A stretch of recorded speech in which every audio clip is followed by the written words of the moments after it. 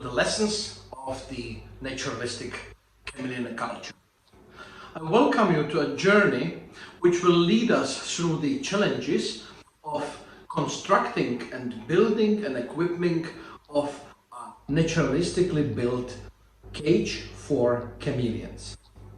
At the beginning, let us say that the naturalistic CHAMELEONOCULTURE is a very complex set of approaches, of science, of methods and so on, which base its philosophy on the fact that we cannot outsmart the Mother Nature. We need to go out there into the field, spend their time and observe the chameleons, what they are doing in the wild, how they are interacting with the individual elements of the natural environment out there in Africa, in Arabia, in India, on Madagascar, on all the islands, and we take the learnings back home and try to simulate the vital factors of their environment here. It means those factors that support their life, and so that we act ethically, we eliminate all the factors from out there that may cause their early deaths and suffering. This is the main principle of the naturalistic chameleon culture, and we need to apply all this knowledge, all this experience into our captive management of them in captivity. Let us talk today about the building of a naturalistic cage for chameleons. The philosophy of building a proper cage consists of 5 elements. The first element is size and space. The second is the structure of the interior. The third element is the environment and gradients. The fourth element is measurement and adjustment. And the fifth element is equipment and technologies. All these 5 elements we will go through step by step, and I will explain you what relevance do they have in building a naturalistic cage for our chameleons, so that they really thrive in the captivity, and they do not only survive, but they also sustainably reproduce, and they live in a state which is called welfare. Welcome to this journey. So, let us hit the road with the first element of chameleon naturalistic caging, which is the size and space. The main principle concerning this area, size and space, is the following, and remember it forever. The bigger, the better. Imagine that chameleons live out there in the wild in an endless space. They can travel wherever they want. They don't do so, but they have the ability and they have the potential to do so. They have no limits. They can go up to the canopies of the trees for 10 and 20 meters high. They can crawl through the jungles for kilometers and kilometers. So the space is unlimited. And one of the most important challenges in captivity is that we need to squeeze this natural environment in a reasonably small but not too small environment. And this is why the rule is the bigger the better. The bigger the space is, the better the chameleon can find the spots for exhibiting the individual aspects of the natural history, to exhibit the patterns of its behavior and so on. If you squeeze them to too small cages, they do not thrive. They are limited in exactly these things that I talk about, and they die. So behind me is a very nice space for the chameleons, which are typically kept in captivity, which are 3 most frequent species, which is the Yemen chameleon, the panther chameleon, and the Jackson's chameleon. The space is about 1 meter, it means 3.5 feet wide and 4 feet high, and about 2 to 3 feet deep. This is a minimal space that I would suggest to consider at all for keeping chameleons. People might think that I'm crazy, but I'm not.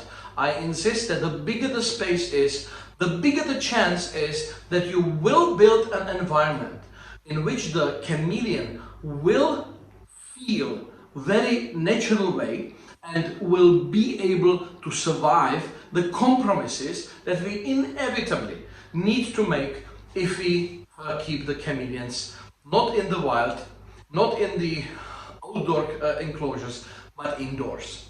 Go for big size because this is really essential. Why I say this, we have some constraints, of course. The main constraint, we will talk about it later, is the availability of light. So you might keep the chameleons in cages which are situated in rooms which have some additional light from outside. This is the better case. And there is a worse case, which is that you put them in the cellars, you put them in some rooms without windows, and you care for giving them the light only artificially.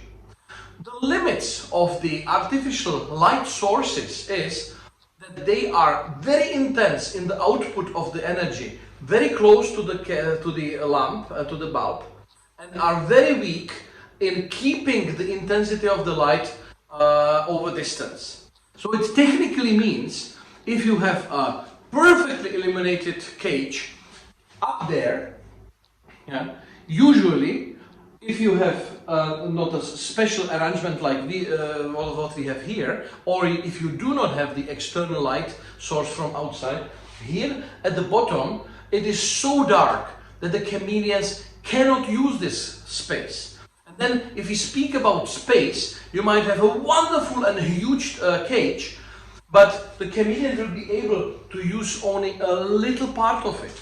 And the little part of it for two main reasons. One is the light, because if the light is enough here, it will definitely not be enough here, and they are not animals that are coping properly with darkness. On contrary, they do not like to have it too dark. They cannot see properly, they cannot behave properly, and this is why they do not like it. And the second issue is that if you equip the terrarium with some things inside, we will speak about what it is, please don't make the space too spacey, because then they might be lost in too much space. But also, please do not make the interior of the terrarium too dense, like a impenetrable jungle. Why? Because then, and we see it very often in captivity, that people love plants, and they put so much plants in the cages, so that actually this is a impenetrable forest, yeah? And the upper half only is available for the chameleon to live. So you can offer for a chameleon a wonderful space, but if you make it too dense and too full of other elements, especially plants, they do not want to crawl through the plants. They hate actually touch of any object on their bodies. Yeah? So you limit actually a wonderful space, which is maybe 1 cubic meter, to a tiny 30-40 centimeters, like 1 or 2 feet only layer, which is inhabitable by them, and they will ignore all the rest of the cage. So this is what you please take deeply into consideration if you design the space of the cage. Now, to be fair, this wonderful piece of art and piece of naturalistic cage for a chameleon is custom made. This is why it is so huge. It is a big constraint in chameleonoculture, in keeping chameleons in captivity, that most of the people save their money and do not invest in custom-made cages and try to find something what is readily available on the market. So if you seek for what is readily available on the market, you will inevitably land in much smaller cage sizes, because the biggest commercially produced cages are about 90 centimeters wide, 90 centimeters high, and only 45 centimeters deep. That's what it is, that's what the market is, and that's what the logistic companies are capable of transporting. Be aware of the fact that these cages are on the minimum limit for the normally sized chameleon species like Yemen chameleon, Jackson's chameleon, panther chameleons that reach normally around 35 to 45 centimeters total length. And this is a space which is squeezing them to an extent that they have a trouble to survive. If you have the opportunity, please go for huge cages, because the bigger the cage, the more happy the chameleon will feel there, the more it can inhabit and exhibit the natural behavioral patterns, and the longer and the happier it will live in captivity. So let us look now at the second element, which is structure and interior. We will talk about the walls, we will talk about the ceiling, we will talk about the inner space of the cage, and we will talk about the bottom, of the substrate of the bottom. So let us start from outside action. People will swear that glass is the best material to build a chameleon. Some will say, no, it is the bird cage mesh, or a fine mesh, or other materials like wood, and so on and so on. This is not important. The important is the function. Chameleons live in the trees. Chameleons live in bushes, in an airy space where they are surrounded by the green mass of leaves and branches, and the rest what they see is actually blue skies. So if you ask me what is the best color of the walls for a chameleon cage, I'll say, well, a combination of green, which is not natural, and of white and blue, which is also natural. Okay? If you do not want to create plastic pieces that cover the walls and make the environment even more natural, you do not need to do it. You can leave them just plain and then paint them just white and blue and maybe a little bit of green.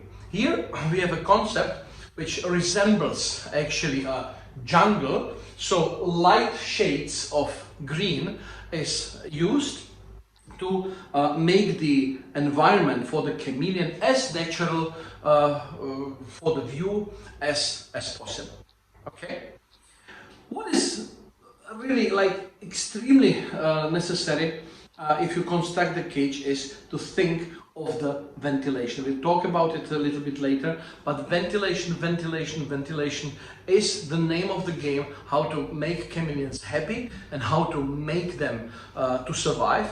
And in the construction of the cage, you need to take into consideration that the ceiling should be mesh only, nothing else, and we need to have also other ventilation elements on the walls. The best is if one of the walls is completely built by mesh, or like in this cage, we have many elements that actually allow the air to come into the cage and go out of the cage. If you do not have this like element of the environment set properly, chameleons will die, because they cannot live in a steady air for many reasons we will talk about later. Okay, so walls and ventilation is the first aspect that we need to take into consideration if we talk about the cage limits. Now, what about the interior? Chameleons live in trees and bushes. So how should look like the interior of a chameleon cage?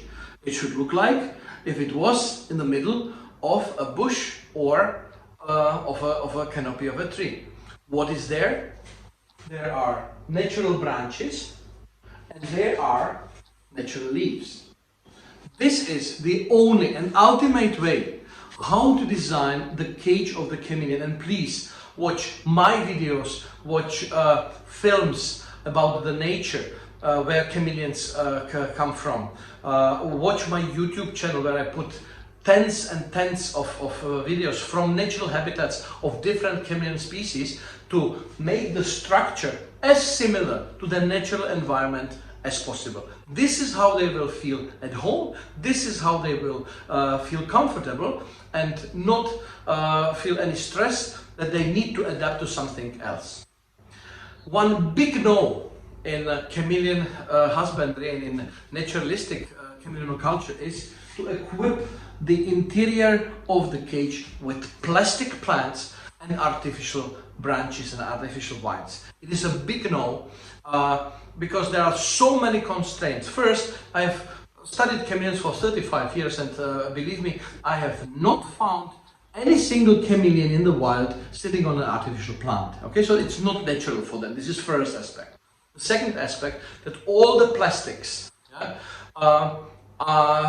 deteriorate with the time and deteriorate with the influence of moisture, of fluctuating temperatures, and under infrared and specifically ultraviolet insolation. They give away little pieces which we call microplastics, which are extremely poisonous and cause diseases and cause physiological disorders. Yeah? And if you put the interior full of these fake plants, the chameleons will inhale and will lick off all these toxic elements and they will later or sooner die. Also, with the insulation of ultraviolet and infrared light, the plastic particles dissolve in the air and give away some of their solutants, which are also not natural toxic chemical substances. So please don't use any single piece of plastic which is not necessary inside of the cage. Yeah? Just use natural branches and living plants. Where to get them? Well, you can easily buy them. I mean the plants, or you can keep them for some while on your window and then to make them bigger and then put them inside of the cage. But this is the easy part. And the second easy part is just go to some garden or to woods and collect thin branches which build then the interior of the cage, because chameleons need thin branches so that they can grasp around, yeah, with their feet around the branch to feel secure and to feel safe. Yeah? Don't use too big branches where they will have the problem to grasp around. If you take dead branches from outside, please don't bake them, don't treat them with any chemicals, don't freeze them. You do not need to do anything like that. Just wash them with clean water and let them dry. There is no problem with any little bacteria or whatever you collect from outside, because they are anyway everywhere around us, and you will not contaminate the cage with anything dangerous if you take it from outside. So, last but not least, bottom. The bottom of the cage is not important, and I tell you why.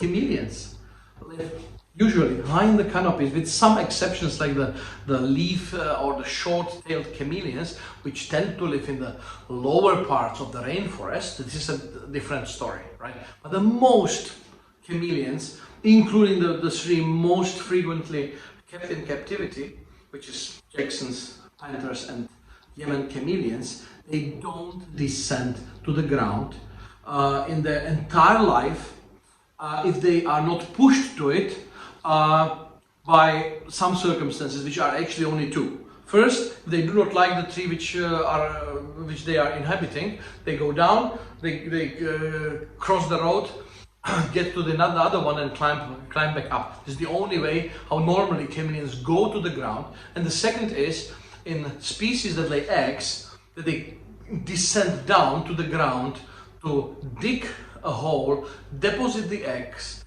and once they are deposited and the hole is covered, they immediately climb back up again. So they do not live close to the ground. This is why you do not need to pay too much attention to the substrate, what is on the floor of the cage. And the only real interest you need to really think of is so that it is not dangerous for the chameleons. Okay? And there are, of course, substrates that are normally used in other animals husbandry, which are extremely dangerous for chameleons. For instance, if you have small stones on the bottom, the chameleon can shoot on a cricket which will crawl around. They can swallow a stone because it's quite dark there. Anyway, what you do, it will be a little bit darker, yeah. And a swallowed stone can cause constipation and chameleon death. So please don't use small stone for the design of the bottom. Second, what about the coconut soil, the lignocell? Very dangerous. If chameleons swallow the same way, and sometimes they even can proactively go and grab some piece of it, yeah, they swallow it. It is very intensively hygroscopic. It means it sucks inside as much water as possible. And if it does, the material grows in the stomach, blocks it, and again the animal dies a painful death because of constipation. Same happens if you cover the floor of the chameleon cage, for instance, with some kinds of mosses. Same can happen if you put there pieces of bark or pieces of wood, which are for some snakes, for instance, just perfect, but not for chameleons. Okay, so people ask me, so what to do? Should I leave it just like that? And I say, well, yes, why not?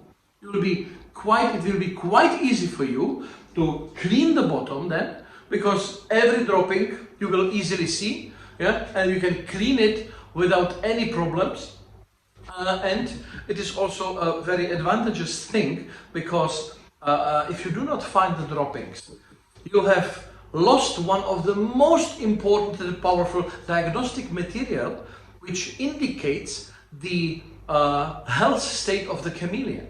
Okay, so it's good to have it like white, or it's good to have it just plain, because you see the droppings and you can analyze them and see what is the nutritional state, what is the hydration state, and what is actually the health of the chameleon.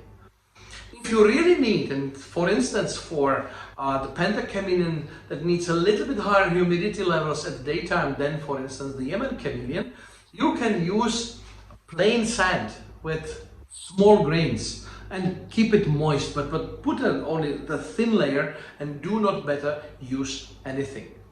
There's a big wave now in cameloculture and in herpetoculture in general, which is called the bioactive soil. It is one of the alternatives, of course, because you simulate the forest floor in several layers, and including the critters which are inside. Yeah? It is an alternative, of course. It is a good alternative for captive bred species, not so for the wild caught ones, and it is applicable only if the cage is really huge. Okay? Don't use it in smaller cages. There are some constraints. This is why I'm not like a big supporter of the bioactive caging for chameleons, and I tell you why. Because one of the main benefits which is sold to the people that use it is that the droppings are actually eaten by the critters, and you do not need to care for the poop.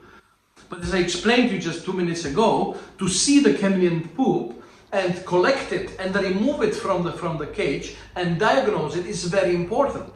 It is also important to remove the poo and not to leave it there because they might get some parasites or they might be infested with some bacteria or fungi and so on. And if you leave it there, the critters will eat it and they will just distribute it in the floor and make the danger of reinfestation with the same parasite, or if it is bacteria, if it's fungi, it just remains in the environment, it's passed by the intestines of the critters, and once the critters are eaten, which happens very often in bioactive cages, then you actually infest the chameleon with something that should not happen. So my suggestion is keep it clean, and that's it. That's the basic of the structure and interior of the cage.